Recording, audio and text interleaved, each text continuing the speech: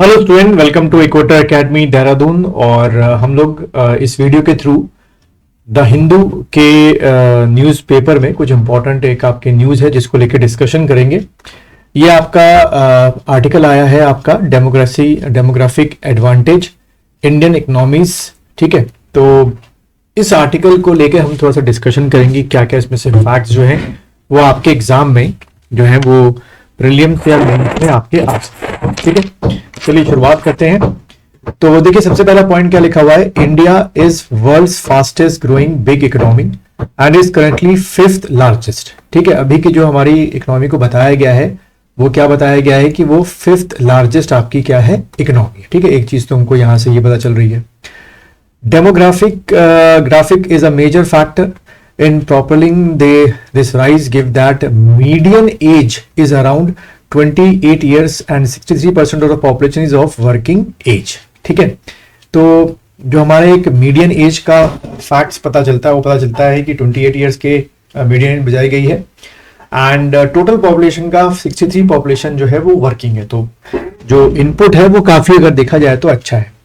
The labor force participation rate stood at 55.2% in 22, according to a recent report released by International Labour Organization। ठीक है, और उसका ये कहना है कि ILO का जो कहना है कि पार्टिसिपेशन 55% जो है वो आपका पार्टिसिपेशन है किसमें, लेबर फोर्स में। ठीक है, तो देखो 63% तो पॉपुलेशन वर्किंग एज है, लेकिन वर्किंग एज का मीन्स ये है कि उनको कैपेसिटी तो है पर वर्किंग में उनको एम्प्लॉयमेंट उनके एजुकेशन वाइज जो है उनकी कह सकते हो कि जो उनकी डिमांड्स है उसके अकॉर्डिंग मिला है कि नहीं मिला है वो अलग फैक्टर है। लेकिन लेबर आईएलओ ये कहता है कि जो फोर्स पार्टिसिपेशन है वो आपका कितना है 55.2%।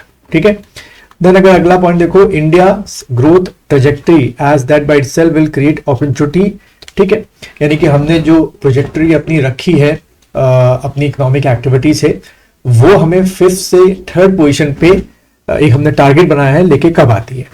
अब हमारा जो एक ऑफिशियल डॉक्यूमेंट है economic survey of India 23-24 states that technological advancement have led to a decline capital to a output ratio and increase in capital to a labour ratio.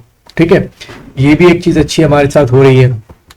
उसके बाद जो हमारे इस समय के 16 फाइनेंस कमीशन के चेयरमैन है अरविंद पनगड़िया जो है, while speaking at a recent event he said that capital led economic growth is not ideal as a country क्योंकि हमारी पॉपुलेशन बहुत ज्यादा है, has an abundance of labor। ठीक है, तो कैपिटल ना होकर लेबर बेस्ड इकोनॉमी अगर ज्यादा हम लोग करें तो हम एम्प्लॉयमेंट अपॉर्चुनिटीज हैं वो ज्यादा से ज्यादा क्या कर सकेंगे, अपने लोगों को दे सकेंगे। और इस मामले में जो आपका एमएसएमई है यानी कि micro small and medium enterprises वो आप मान के चलो बैकबोन ऑफ द एम्प्लॉयमेंट है, क्योंकि आज भी आपकी एमएसएमई में जो इंडस्ट्रीज हैं वो टेक्निकल कम और लेबर बेस्ड ज्यादा आपकी होती है। ठीक है, उसके बाद the impasse over implementing the new labour codes approved by parliament is sending a wrong signal to existing and prospective investor alike. क्योंकि पार्लियामेंट ने लेबर्स के राइट्स को बचाने के लिए काफी कुछ अमेंडमेंट्स किए हैं, लेबर एक्ट्स में किए, तो ये राइटर ये कहते हैं कि इसका बड़ा निगेटिव इम्पैक्ट भी जो है वो कई बार पड़ने की पॉसिबिलिटी है। ठीक है, एक चीज तो ये हो गया। While taking step to enhance agriculture productivity, we must not forget those who are engaged in unorganized and non-agriculture sector, about 19% of workforce। ठीक है, highly fragmented and suffer from low productivity। ठीक, देन उसके बाद skilling is an important aspect of making future generation reproductive member of society. The economic survey is highlighted that only 4.4% worker in the age cohort of 15 to 10 is formally is skilled. तो आप देखो सिर्फ total workforce जो हमारी है, खुद हमारा जो ऑफिशियल डॉक्यूमेंट है वो क्या एक्सेप्ट कर रहा है, वो एक्सेप्ट कर रहा है कि सिर्फ 4.4% ही वर्कफोर्स क्या है, स्किल्ड है बिटवीन द 15 एंड 29। अब आप सोचिए कि इतनी लेस अमाउंट ऑफ जो स्किल्ड है और जो लगातार आपके क्या हो रही है, इंडस्ट्री सेटअप हो रही है, अगर उनको मैन पावर वो स्किल्ड मिलेगी नहीं तो कहां से आपकी जॉब जो अपॉर्चुनिटीज है वो क्या होंगी, क्रिएट होंगी।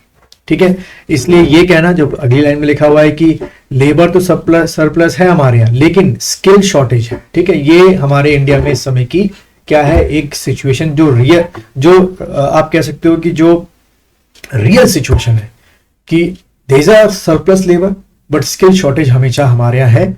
अब इसको कैसे हम सॉर्ट आउट कर सकते हैं, जैसे कि यहाँ पर राइटर कहते हैं कि जो न्यू एजुकेशन पॉलिसी अभी लाई गई है वो एक अच्छा स्टेप है कि आने वाले समय में हम क्या करेंगे, ऐसा मैन पावर पैदा करेंगे, ऐसा मैन पावर क्रिएट करेंगे जो स्किल्ड होगी, तो फिर वो 4.4% की जगह मोर देन 30-40% के ऊपर भी चली जाएगी। लेकिन फिर हमारे यहाँ अब दुनिया के साथ साथ इंडिया में भी नए चैलेंज सामने आ रहा है लेबर को लेकर। क्या है, artificial intelligence and machine learning respective tasks with low skill are most at risk but there will be always a need for human intervention and oversight। तो देखो यहाँ पे तो आपको और सारी कंट्रीज के जो लीडर्स हैं वो भी अब स्टेप ले रहे हैं कि जो अनस्किल्ड लेबर है उनको पहले तो स्किल्ड करो, और अगर आप उनको किससे कंपेयर करोगे, एआई से और एमएल से केयर करोगे तो भाई वो अनस्किल्ड जो है उनको कभी जॉब कहीं भी नहीं मिल सकती है। तो हर एक तो देश जो होता है उसका ऑब्जेक्टिव क्या होता है, not to make profit, to create what, आपका वेलफेयर स्टेट। ठीक, तो इतना आपको ध्यान पे रखना है।